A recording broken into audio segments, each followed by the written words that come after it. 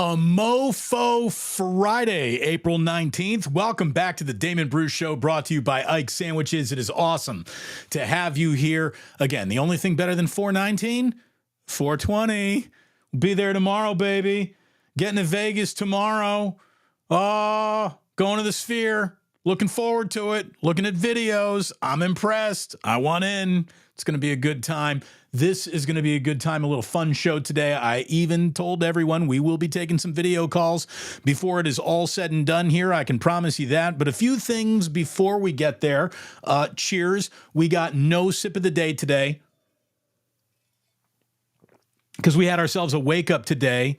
But it is wonderful to have you back here. Got love for all of you. By the way, Wristband Gate, got love for all of our friends at Last Dive Bar. I don't know if there's a gate we need to worry about anymore, but still supporting those guys. Might have to wear some anti-Oakland A's t-shirts while I'm in Las Vegas to start spreading the word about how much they don't need that franchise. But we will get to all of that in just a little bit, including a few of your video calls coming up on a Sports Phone Friday. I'll put the link into the chat when we're ready to get there. But a few things first, namely the thumbnail's premise today, that Steph Curry has a loyalty to his nature that I think just keeps him with the Golden State Warriors no matter what happens from here. Everyone's sort of doing postmortem on the Warriors, and, you know, rightfully so. It feels like the end of an era is, how about this? We're closer to the end of it than we are to the start of it now. We all know that. Whether you think they got one more run in them somehow, some way, even if they do, as built, they don't have much beyond that. So this is the beginning of the end, if not the end. And everyone would have to admit that just based on team life cycle. And what to do going forward will be a much discussed topic, how they get out of the situation they're in. It's going to be fascinating to watch this offseason for the Golden State Warriors. When I think of Steph Curry, I look at a guy and I only see someone who is like loyal to a fault. He really is. Steph Curry, I think, is absolutely the captain who went down with the ship, right? He was the captain who told you, no reason to abandon ship. We will figure this out. You know, the famous tweet from so many years ago. We'll figure this out, I promise, after getting bounced by the Clippers. And that's who he remains. I don't think there's any evolution there for Steph. I don't think he has ever looked at himself as anything other than a career Golden State Warrior. And now we're at the point in time where, hey, maybe that would become something he weren't interested in. I just don't think that's out there and available to him mentally. Now, maybe in his last act of how can I serve this franchise the best, Steph would say, all right, Joe, trade me. If it's the best possible thing for the Golden State Warriors, if I could, in my final act as a Golden State Warrior, leave this team in a good situation, like there's a part of me that thinks he might do that. He might do that, but I've been talking about any sort of plan to trade Steph Curry for assets that he might have out there. It's real simple. I call that Operation Hope Not.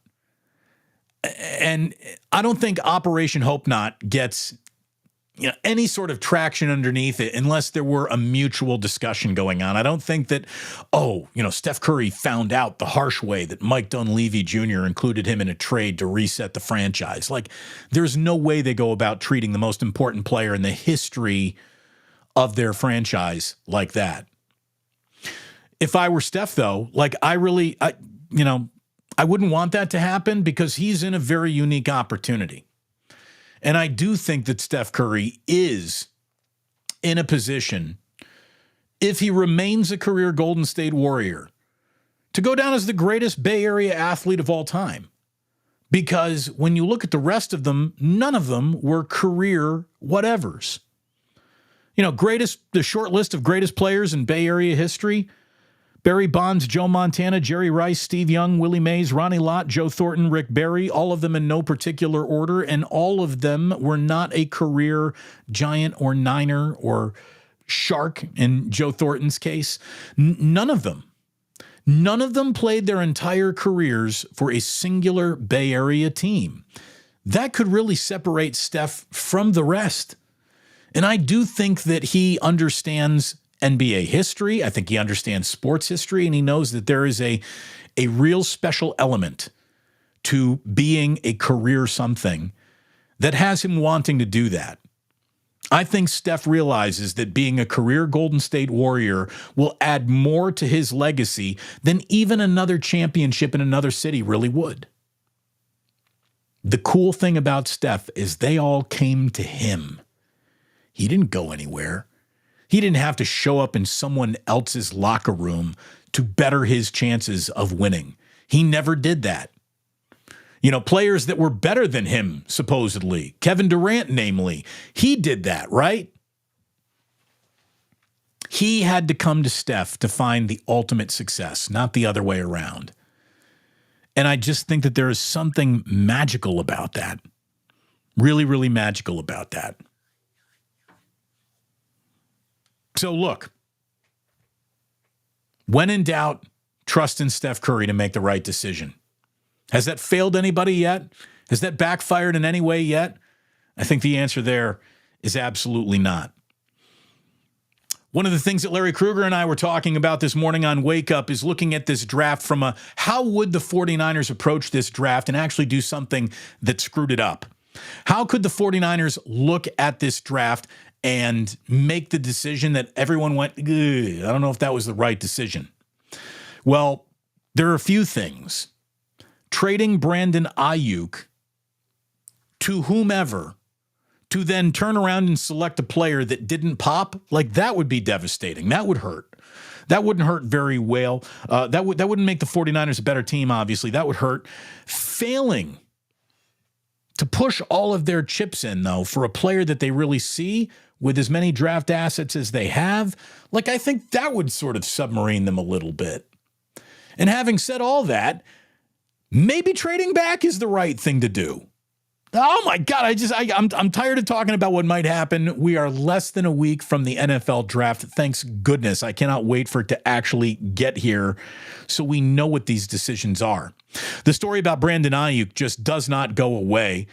It is something now that, you know, I think you've got an agent who knows that the most amount of money waiting for him comes in a trade, while he also believes that possibly the best opportunity to win remains with the 49ers. And my client wants the bag, but the team wants to win and they want to keep him. And there's this thread that everybody right now is, you know, a needle that everyone's trying to thread. How do they get this right? How do they get this perfect? And it is a very hard thing to look at because what does Brandon Ayuk mean to the 49ers? There's a dollar point on that. What does he mean to the rest of the league? There's a dollar point on that. What would he then mean to a team that's willing to give up the assets required to peel him from the 49ers away from trying to figure out how to get him to fit in the cap? Like there are so many moving pieces to this, and there seems to be a level of, hey, stop talking about this in public that everybody would sort of like applied to it. But that's not going to happen because that's not how this works. And it's up to John Lynch to create value. And by saying we don't want to trade Brandon Ayuk, that might rub Ayuk and the agent the wrong way, but that's also how you increase value by positioning yourself as we wouldn't want to give this player away unless you blew us away. That's how you get the blow away offer. Bill Barnwell had his every team does a trade in the first round column, and it was very aggressive, saying that the 49ers package Brandon Ayuk, their 31st pick, and a 6th rounder, and send him to the Los Angeles Chargers for the 5th pick in the draft. I mean, even if that were a possibility, I would do. I mean, here's the thing. I want Brandon Ayuk back. But if that's the premise that the 49ers actually get to work under, I would walk into that.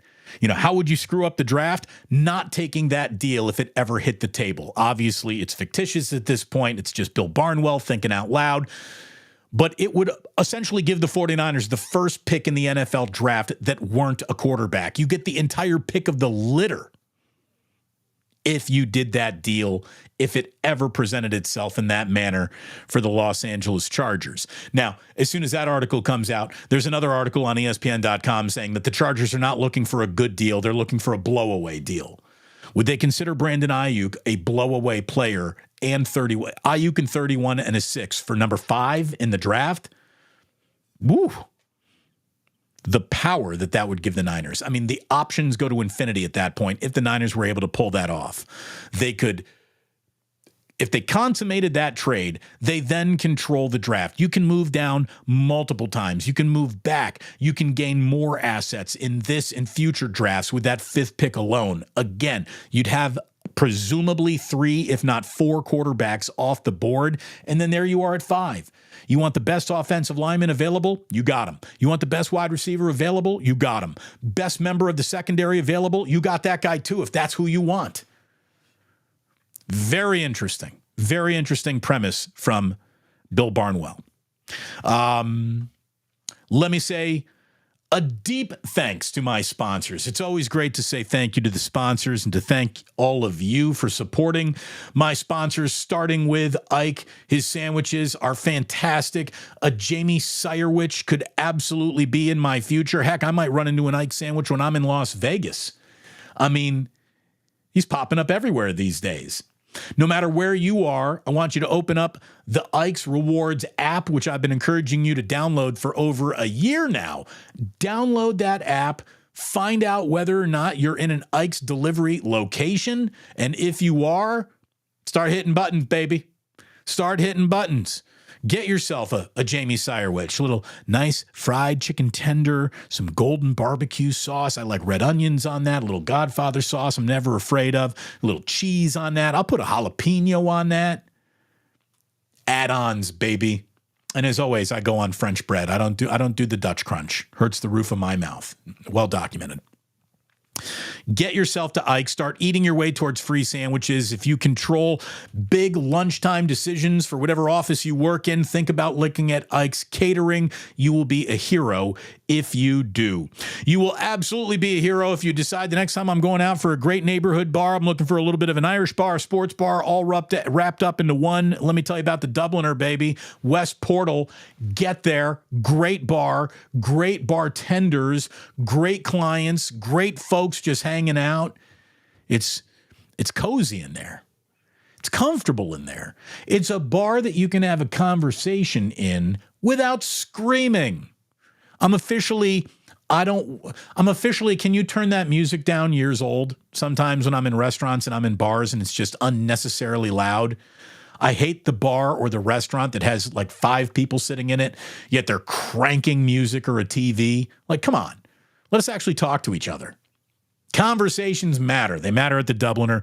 It's we built a great little community. They're building a great little community. The Dubliner took a look at the community that we got right over here and said, we want to be talking to those people. Those are people we would like to have come into our bar. So Plusers, get in there. The Dubliner is always open for business. And Larry and I are talking about what we might be doing during the draft. Woo! From the Dubliners. Things are maybe happening. Things are maybe happening, so keep on a look for all of that. What else do we have going on? Thanks to Ike's, thanks to the Dubliner for being incredible supporters of the show. And what we want to do right now, I'm going to click that. I'm going to go over here to the chat. I'm going to hit copy, and boom. I just posted to the chat a link that will allow you to give us a little video call. I'd love to hear what you think of the 49ers draft, what you think the option should be, what Brandon Ayuk is about, what you think about the Warriors and where they stand right now. And as always, we want to support those out here who need a little bit of support. And we got Red Jet. Red Jet Shell saying, man, just big, busy day at work. She's got some stress going on. There's some love reaching out for a little Red Jet. That's what we do. We support each other over here. This is not about you just supporting me with likes and clicks and super chats and memberships. It's about everybody reaching out, helping those out who need a little help along the way, even if it's just a little throw some vibes your way. So consider the vibes being thrown your way, Red Jet. You are loved over here. And hopefully everything at work smooths itself out. You're a smart cookie. I know you'll smooth it all out. I know you will. So look, we got an awful lot of things to talk about. And like I said, I just put the link in the chat. You want to get in, we'll take your calls as they come about today. There are a few other things that we will talk about along the way today. I got a little Matt Mayoko story to share with you, and then a couple of other, let's call them moving parts stories that we haven't really gotten to this week. But I told you we would get to a few calls as they came on in, and we got someone who's just jumping in to be uber aggressive, and this is Jude Wellington. Hey, can you hear me? I can hear you very well, Jude. Thanks so much for coming on by. Thank you for watching. Thank you for being a great part of the chat. I've seen your name many, many times. It's great to meet you. It is great to finally meet you. I've been wanting to do this for so long. Every time on a Friday, I'm ready to go and something happens, and I'm just so glad to finally say hello to you. Yeah. Well, thank you, man. I've gone all the way back to when you were doing the Warriors post game on KNBR, and I never thought they would have this kind of run. That's why I always go back and just am so grateful, so thankful for just the magic that happened. You know, I mean, I don't think there will be another dynasty in NBA like the Warriors, in my opinion. I think we've watched history. Not only do you need the requisite future Hall of Fame generational type of players to do what they just did. Yeah. Then you got to find out some way to keep them all together with an owner that doesn't mind blowing right through any premise of a salary cap or into the luxury tax. Then you need to find a group of guys who actually want to stay together and actually like each other.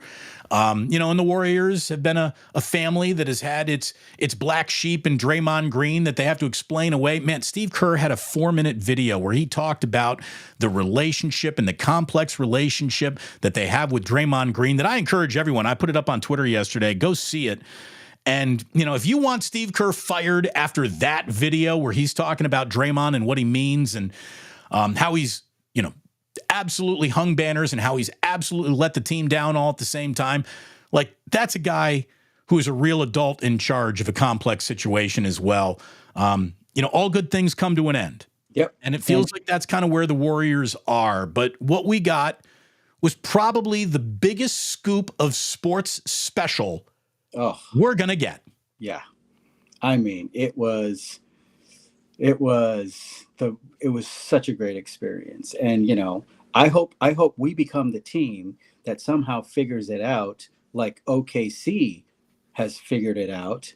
And I don't understand why the San Antonio Spurs haven't figured it out. How did OKC make that jump while, San Antonio is just still struggling? It's weird. Well, Oklahoma City obviously had some considerable assets to figure out how to move on from, starting with the Harden trade so many years ago, right.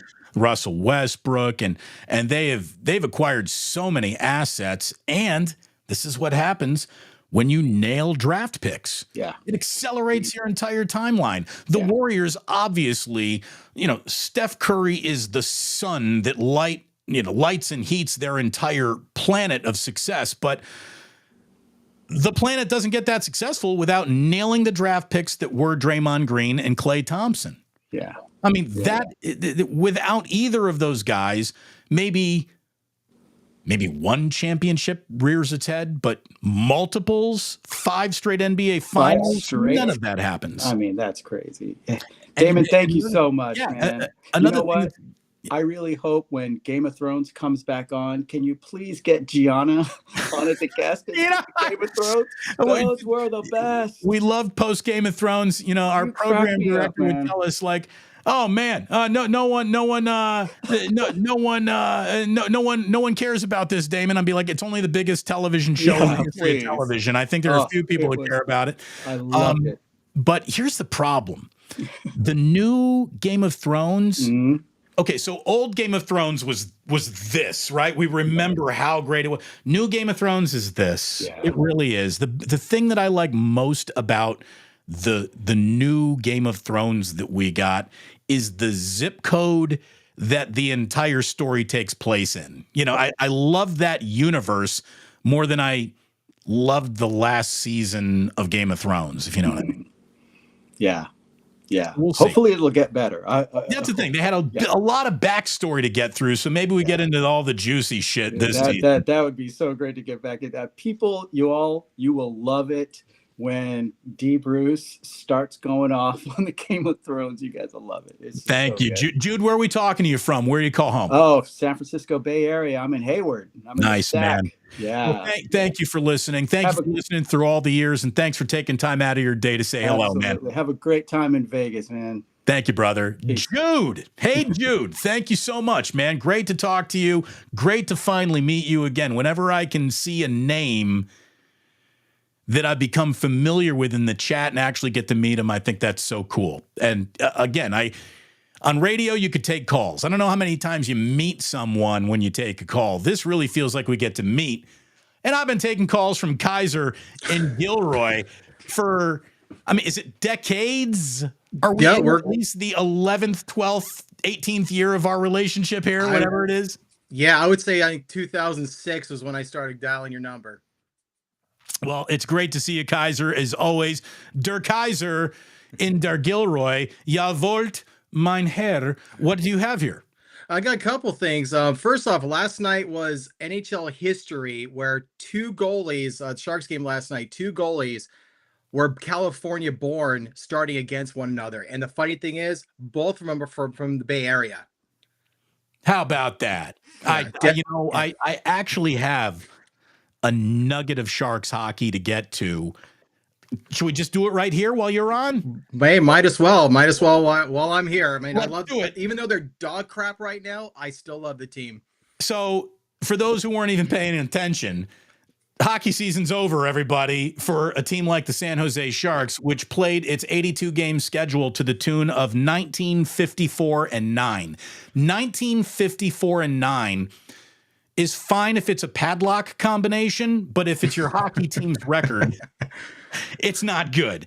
And what's even worse than that, because everybody's allowed a bad season here or there, what I wanted to talk about is I think when we look at the Sharks, it's officially time to fire everybody involved. Well, the thing is, Mike Greer is in his second season after Doug Wilson screwed everything up over the last 5 years. And the thing is, I'm giving him like a 5-year grace period to get the team back to the playoffs, not win the cup, to the playoffs. David Quinn, the coach, I'm sort of going to give him a little grace period as well. So the Sharks are kind of where I need them to be right now. You know, they're tanking. They're 25% odds to get the top pick. But yeah, 19 wins is their lowest maybe the third lowest in franchise history, lower than the 2019-20 season, which ended in a pandemic.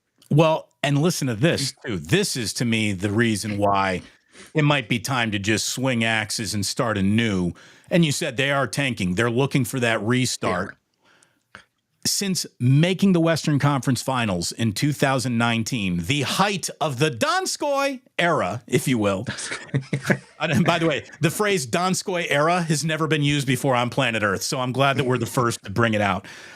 Since 2019, the Sharks have the worst record in the NHL. Over the past 5 seasons, they've got a .399 winning percentage. They've won 40% of their games over the last 5 years.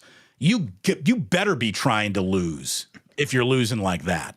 Yeah, they're rebuilding. And the last remnants left is Marc-Edouard Vlasic, who was on one of the many long contracts Doug Wilson signed him to, Logan Couture, and honestly, Kevin Labanc can go, but they're starting over, and they're starting over. They're kind of staying the course right now. They have this Cooley kid from Los Gatos, and he was facing Dustin Wolf, who is from the same city I'm sitting in right now. He was born in Gilroy. There you go. Well, it's good. You know, you probably don't get NHL hockey players without the Sharks existing as a franchise in the Bay Area. So it just shows you the impact that, you know, they have. But it's time for them to impact themselves at this point. You know, I mean, they have turned into a team that, even though it was hockey, we would still talk. Who's that? That is mine Frau. That's Mrs. Kaiser there. Hello, Mrs. Kaiser. It's nice to meet you. Here, she can hear it. Thanks for putting up with this guy. Oh my God. It's been what, almost 17 years? 17 years in August we've been married. That's great. That is fantastic. Yes. How many days have you been stuck in a car listening to me and being forced to it? I'm so sorry for all of those days and nights. No, you know what? Honestly, I'm really glad that, you know, he has something that he really enjoys. And really, I'm like, go listen to Damon, please. It gets him away from hockey all 24/7, or rugby, or baseball, or basketball, or football, cricket, you name it. Well, I'm glad that I can take a little heat off you, so he's just not throwing hockey stats at you all the time. What's your name? Nicole. Nicole, it's a pleasure to meet you, Nicole. It's a pleasure to meet you too. Bye. All right, bye. Look at that. We got a cameo appearance from the Frau. Yeah, jawohl. Frau Nicole. That was awesome. Yeah, it's, you know, the Sharks went from mattering as much as a hockey team gets to matter to just not matter. I mean, I haven't had anybody come up to me and even ask a Sharks question. Not that I have their answers, but I haven't even had anyone bring up the San Jose Sharks in casual conversation in 4 years. I mean, It's like since the pandemic, they haven't even existed. Well, even before the pandemic started, they were terrible. I mean, and it was honestly the season ending, or Gary Bettman just ending that season prematurely, was just, oh, good. Finally. I mean, there were 70 games in. Why do I even went to a game weeks before everything shut down? And it was like, man, going to a Sharks game. Yeah, they're terrible. Okay. Are they going to win? And they did. They beat New Jersey. Well, look, they used to have, you know, a fan base in San Jose that showed up on a no matter what basis. It's hardly like that anymore. And they've sort of designed their own demise. I hope they plan on designing their own resurgence, because it's out there. It's available to them. It just doesn't seem like they are figuring anything else out right now. And Kaiser, all I can say, man, great to see you. Have a great weekend. I'm glad we met the Frau. Thank you very much, Kaiser. Awesome, awesome stuff. Not only are we meeting people, we're meeting wives, we're meeting family members. I love it. Let me just say this too. If there's one thing that I know, it's that America officially cares about teams when they relocate, right? It's a topic that, even if you might not care about that city or that team, it rubs a lot of people the wrong way to the point where they want to talk about it. The Oakland A's have become very much a sympathetic franchise to the rest of the sports world based on, you know, these fans are having their team taken from them. Cross a state line into Arizona, the exact same thing just happened with the Arizona Coyotes. The Arizona Coyotes are relocating to Utah. This week, Brock Purdy chasing off a Coyote got more attention than the Coyotes' relocation. If that doesn't make Gary Bettman and everyone in charge of the NHL a little, like, try to compare yourself to the NFL. It's sort of a near impossibility if you're a hockey team. But Brock Purdy yelling at a Coyote means more to the sports world than the Coyotes relocating. That's fucked up, right? Because no one really cares about the Coyotes, but no one even has any sympathy over that. Like, that's how little the NHL matters in a growing sports world where every sport seems to matter more, hockey just cannot crack that code. Can't do it. Won't do it. Hasn't done it. Pretty frustrating. All right. Here she is, the one and only Chef Amy. She has moved outdoor to a sunny, lovely location. This looks like a patio conversation here, Chef A. Actually, it is. It's an atrium. Ooh, which is just a fancy word for a patio, right? Well, yeah, except it's sort of in the middle of the house. Oh, So, okay. yeah. Very nice. Very nice. Well, it seems like a great place to step out and smoke a joint at. God, what are you doing? Are you here? How did you see that? There's a reason why you and I got a little kismet together. You and me, we know. Yeah. What do you got for us tonight, darling? Well, so this is basketball. I have been a fan of the Dubs, since the 80s. Since before that was a cool thing to do? Well, to be totally candid, I was sleeping with Franklin Muley's housekeeper. And that's how I became a fan. I was a fan of hers, that's for fucking sure. Let's talk about that. Do we even need to talk about the Warriors? First of all, how was Muley's place? If you're banging the housekeeper, do you get access to the house? Well, a little bit. It was nice. Okay, nice. I hope you had a pool to dip into. Right. Well, hopefully you enjoyed that atrium. But a boom, we'll be here all week. Watch that pool talk, dude. Anyway, let me take my finger out of the. Never mind. So sorry. It's an unexpected day off. No, you know what? You officially get that, and you officially get one of these. Pound it, pound it, pound it, pound it. Yay, Annie. Yay, There you Annie. go. Yeah. So I was watching during the All-Star game, and I was watching the youth, the All-Star kids coming up, rookies, and I felt so sad, wistful. I felt super wistful because I felt at that moment the Warriors' decline, and anyway, it's just like, but it's going to shift, and I'm going to feel positive about it, and kind of let all the stuff around me just flow and see what happens, and enjoy the ride as much as possible. And pray every night that Wiggins will be gone. And that's about it, Yeah, it's time to do something different. I think that the Warriors are smart enough to acknowledge that.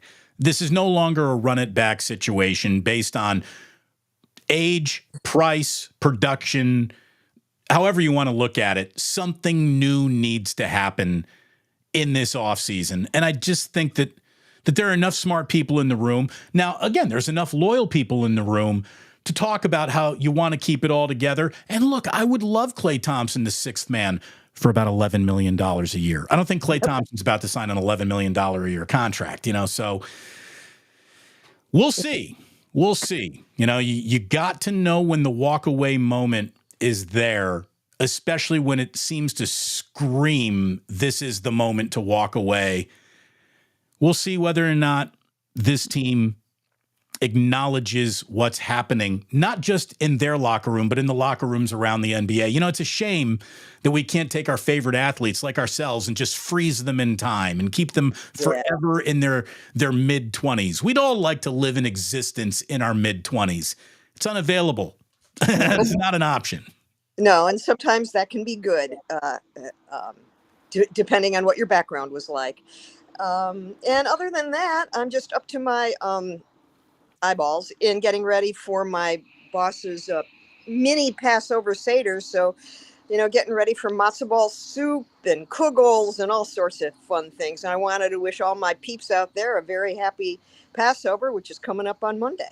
Indeed. You know what? I get for Monday. Well, no, what am I going to be doing on Monday? I'm going to be coming back from Vegas on Monday. I might have to get my Indiana, but Indiana written in Hebrew shirt and rock that back from maybe that's what I'll wear on Monday. I think that'll be a Monday, and we'll figure out how to go live at some point, sometime, some way, if nothing else, to report what the hell just happened at the Sphere. Woohoo! Sounds good to me, Damon.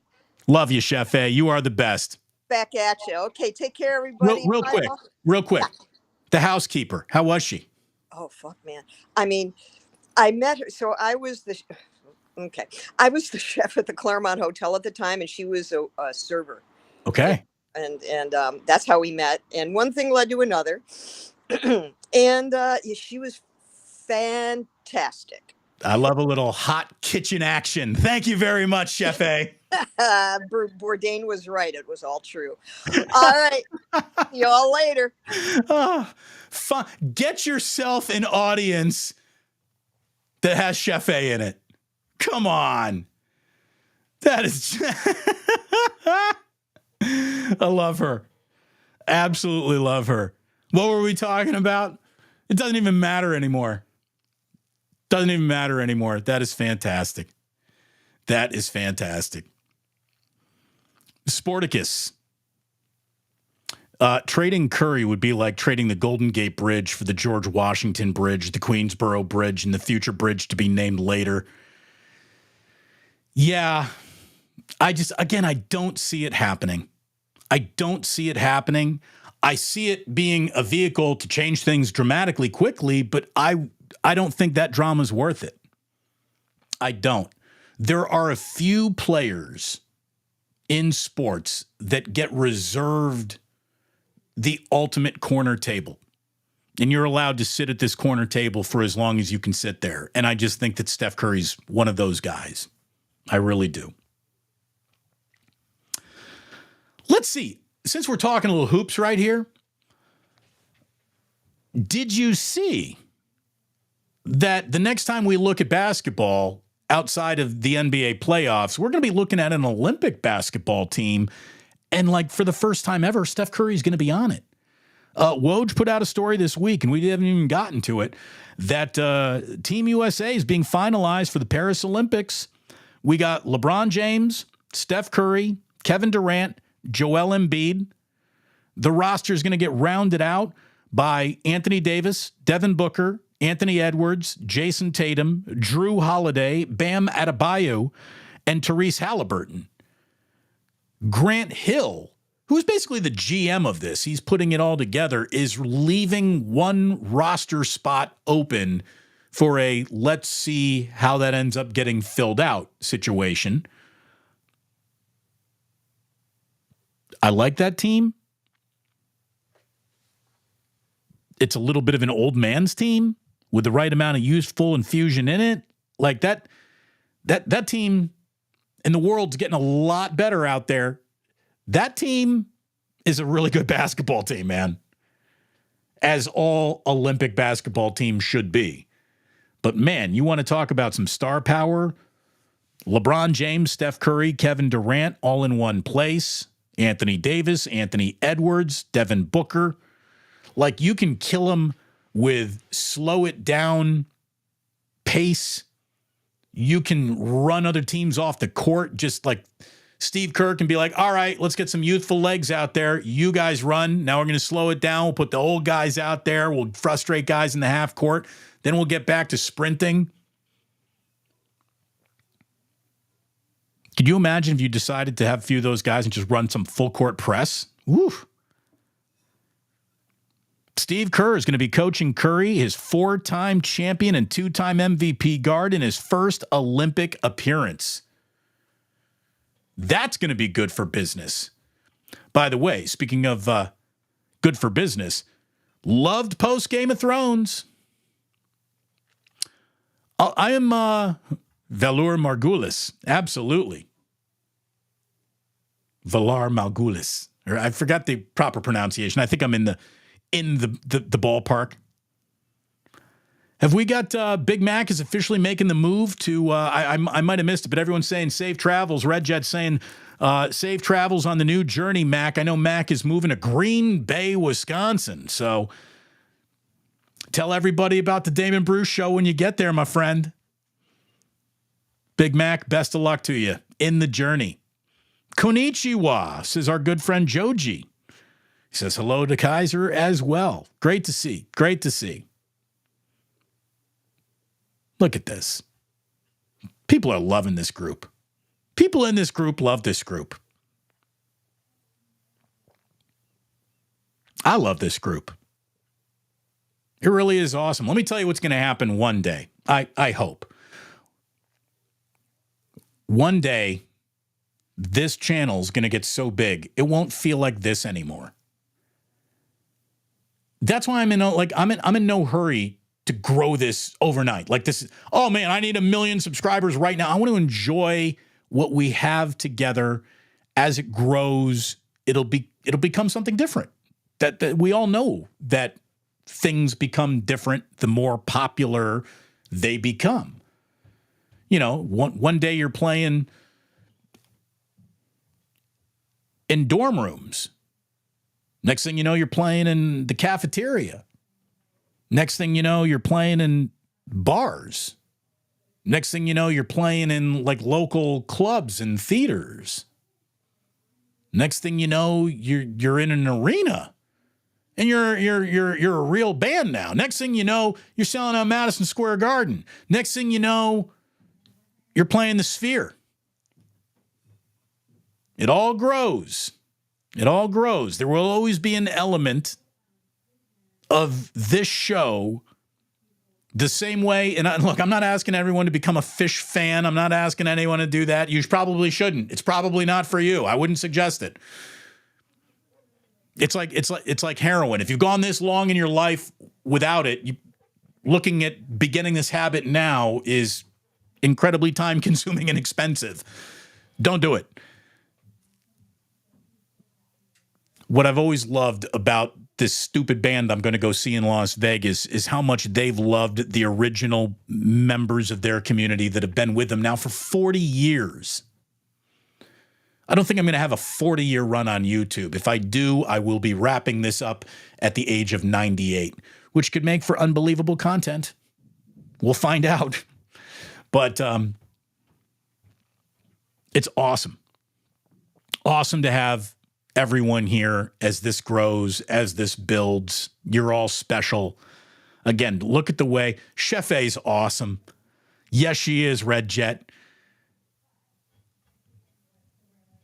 Chef A knows how to live. Yes, she does.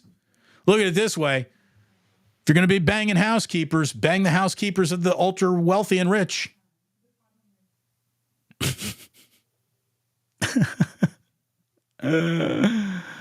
Oh, just love it. Just love it. I'm so knocked off whatever I was going to be talking about today. Let's talk about this. You know, when the Warriors when Team USA gets itself to the Olympics, outside of Team USA, probably the biggest team in Paris is going to be that French team because, hey, Victor Wembanyama is their chosen son. Have you seen the quote of Victor Wembanyama where he basically says he's really focused on his career and he's not going to be the kid who stumbles into bad habits or bad choices? I hope he's right. I really do. I hope that he's right. Wemby says he has nothing to compensate for because he chooses to face life's challenges. He says he's immune to distractions like partying, alcohol, and drugs. That's awesome. Now, I'll tell you, I've seen a lot of teenagers make promises of the things that they'll never do in their lives that are broken quickly. But I really hope that this player realizes that he ain't like the others. The opportunity that Victor Wembanyama has in front of him is rarely handed to any player in this league. And he has an example of how not to do it just a couple years in front of him.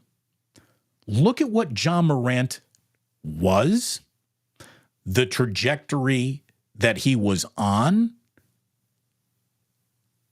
who he is now, and what he did to himself. The mistakes that he made in his own career, not being able to grow up, I think are lessons that Victor Wembanyama has been looking at and writing down. Like John Morant had an opportunity to be the face of the NBA once the LeBrons, the Currys decide to call it careers. He absolutely punted on that opportunity by being an internet gangster. Victor Wembanyama is looking at all that and saying, all right, so I'm in San Antonio. The only thing I have to do is not overeat all this delicious Tex-Mex and just fly right. as you look at the beginning of careers, what's really, really special about 2-3 players in this league is we're at the beginning of careers that have started on a trajectory that are just unbelievable. Jokic has a trajectory in his career that is just stunning and spectacular, but he's not a new guy anymore. Victor Wembanyama, in 1 year, has proven that he is just a few years away from being the single most dominant force in this league if he continues to fly right and the San Antonio Spurs are built well and complementary around him. Luka Doncic is the exact same thing. Like Luka Doncic in his rookie year basically showed up as a finished product, and he's only getting better and better and better and better. So there are a few guys whose beginnings to their career are so special in this league, like really the only thing they need to do is not screw it up themselves. The amount of ultra-talented people in the sports business, the entertainment business, in the business world who are self-sabotagers, it's incredible. It's incredible. If you are standing in a line of talented people, one of the best courses of actions is just to wait out the rest of the line, because half the line is going to step out of this line itself based on its own actions and bad decisions. All you need to do, as my mom has said so many times, is just wear beige and blend in and not stand out like a sore thumb, and you'll go places.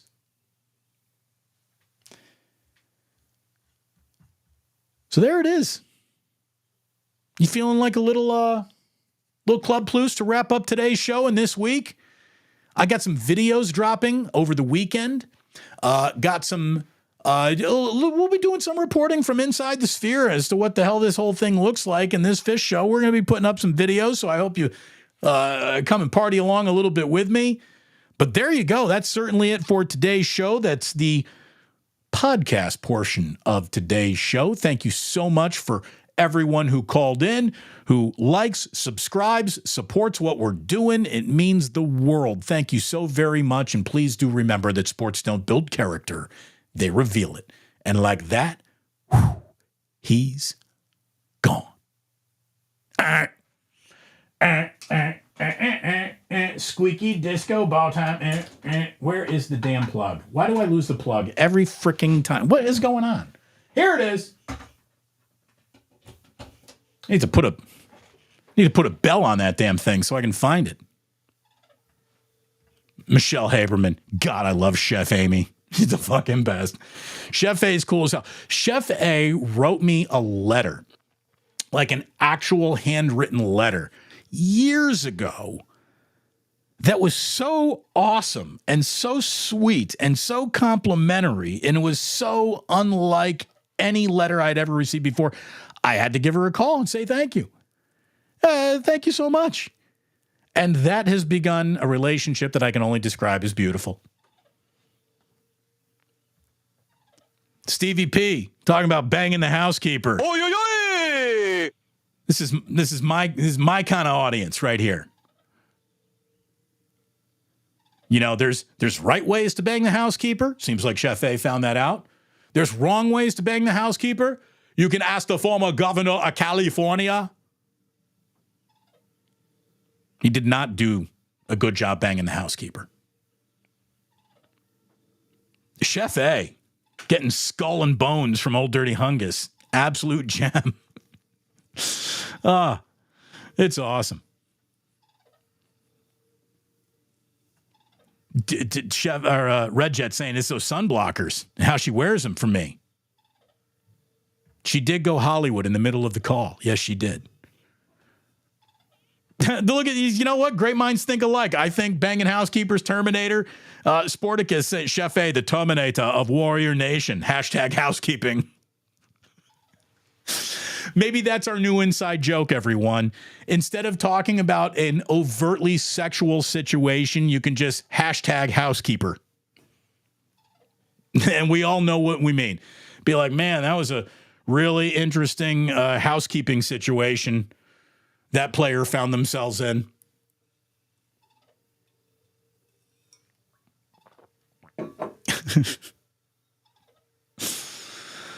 Okay.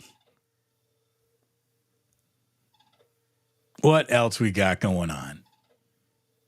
What else we got going on here? Stevie P with the battle cry of them all. Vegas, baby. Damon, we need the rabbi on, says Joe Schmo. Let me tell you, I talk to the rabbi still these days. I email with the rabbi still these days. He is now the Teaneck, New Jersey rabbi. He is living in a retirement home now. And I'm telling you, I love me, the rabbi, and the Warriors would still be doing better if he were out here. No doubt about it. The rabbi had the cosmic juju that the Warriors are now missing. Vegas, Damon, sounds like a blast. Let me tell you, Joe, not anymore. Basically, this is Grandpa Damon going to Vegas now. You should have seen 28 to 35-year-old Damon in Vegas. Unemployable. If you've known the things that guy did. Hey, we don't run away from a good time. We don't run away from a good time. But now I back away from it slowly, more than I used to. Again, when you got these kids involved, you start making choices that is right for their future. You don't make choices that are necessarily, what's the best way to keep this night going all night long in Las Vegas? I'm not doing anything that I shouldn't be doing in Las Vegas. I can tell you that. I won't do it. Okay. Damon, do you regret being a proponent of Draymond getting a contract extension? It's destroyed the organization's salary cap long-term for a guy past his prime. Well, first of all, it's not like the Warriors are listening to me, Roddy, for their roster choices. And I do believe that Draymond Green is the kind of junkyard dog that is most likely to bite his own owner, which he has. And he's also the attack dog that you want to send out there when shit's going down. Like, you need a guy like Draymond Green. And I do think that the Warriors are at their best with him. So no, I don't regret being a proponent. What I regret is that Draymond himself can't figure out a way to fly right. And Steve Kerr, in his 4-minute diatribe about the complex relationship that the Warriors had with Draymond, was pretty interesting when he basically said his career was in the balance. Like, Draymond knows that when he introduces elements of violence into his behavior, that's a real good way to tank the career that you have, and it's a real good way to submarine the career that you think you're going to move on to next as a broadcaster. And I think that maybe those words are going to resonate with Draymond. He's going to continue to be ejected from basketball games, but it better be for arguing, not swinging, not unnecessary physical acts that have nothing to do with a basketball game. Like, hopefully that Draymond is gone and doesn't rear his head again. Well, let me tell you, when Draymond is on it, that guy's a force still. Is he past his prime? Well, yeah, but, what guy in their 30s isn't described as that? He is past his prime, but it doesn't mean he doesn't offer value. So, ultimately, no. I don't regret being a proponent of that because I think it makes the Warriors the best version of themselves, but the man comes with flaws. There's no denying that, Roddy. Thank you for being the one guy who continues to watch on Twitch. I don't even know how many viewers do we have on Twitch at any point. I haven't even opened up Twitch here on I don't even think I had. Here it is. Hold on. What are we looking at Twitch-wise? It says I'm live right now. Let's look. Oh my gosh, we got 93 Twitch followers right now. Only one viewer. I think it might be Roddy. But how about that? We used to have like 5 followers over there. I haven't even opened up Twitch in months. I got nothing to do with watching like dudes play video games. When I'm playing video games, it's because I'm playing a video game. I got no interest in watching anybody do that. But I do have a lot of interest in you liking and subscribing to this show. Erwin, Chef A's Bay Area Kitchen Confidential. Oh, that would be a hell of a book right there. That book would maybe read a little bit more like 50 Shades of Grey than necessarily Kitchen Confidential. And look, Red Jet's having a rough day. She hasn't been herself. Chef A hopefully brought out the very, very best in Red Jet. Stevie P, it grows. It does grow.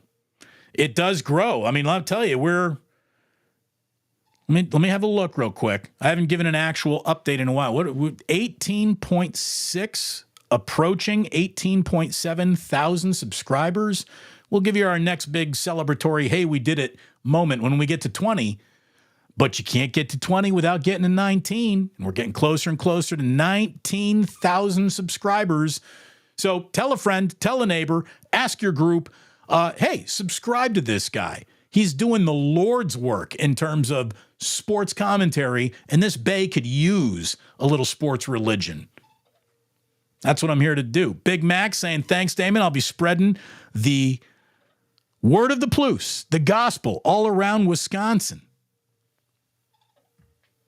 And you're right about this. 95-7 the game totally fucked up my chance to be a ball boy in the Paris Olympics. You're right about that, Postman. Oy, oy, oy! Here's the thing. What really hurt is the money that I'm no longer making because of the pivot over here is the money that would have gotten me to the Olympics. I was going to go. Jillian and I had designs on going to the Paris Olympics ever since we got engaged in Paris. We sort of promised each other that we would be back for that Olympics because we both always wanted to go.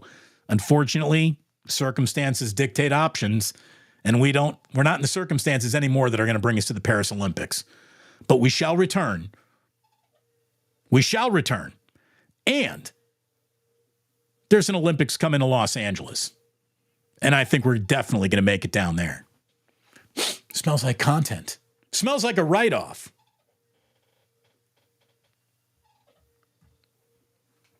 Let's wrap it up with this. Red Jet Shell saying, since I came to this chat, I've been nothing but appreciated and loved, especially today. Strength mode reactivated because of the Plusers. Absolutely love that. Absolutely love that. Mark, just say no to fish. Not a fish fan, but I like them. Fish, not even once. Leave it that way. Leave it that way. Again, if you don't like that band, that's the best band in the world to not like, because they'll avoid you. The only way you're going to find fish is if you go looking for them. They're never going to bother you. They're never going to pop up on the radio. They're never going to be an uninvited guest into your playlist or set list. Where, like, let's say you live in a world where you don't like Taylor Swift. Oh my God, she's everywhere. You can't avoid her. Fish, easily avoidable. They're the perfect band to not like. They'll never, ever bother you.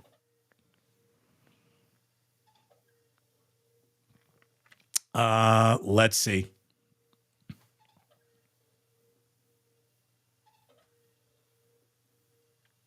I think that's it, kids. I think that's it. Like every trip to Las Vegas, you got to start with a trip to the bank. I got to run over to West Portal, do a little banking. I think I'm going to pop on into the Dubliner, talk to Kenny about some plans I got coming up. And everyone, have yourselves a wonderful weekend. Seriously, have an awesome, awesome weekend.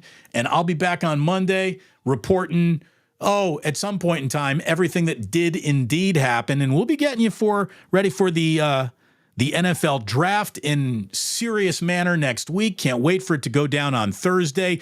The wake-ups that Larry Krueger and I are going to do on Wednesday and Friday next week around day one of the draft are going to be epic. And let me tell you, you're fantastic folks. I love hanging out with you. I really do. Which is kind of why it breaks my heart to let you know that you don't have to go home, but you can't stay here.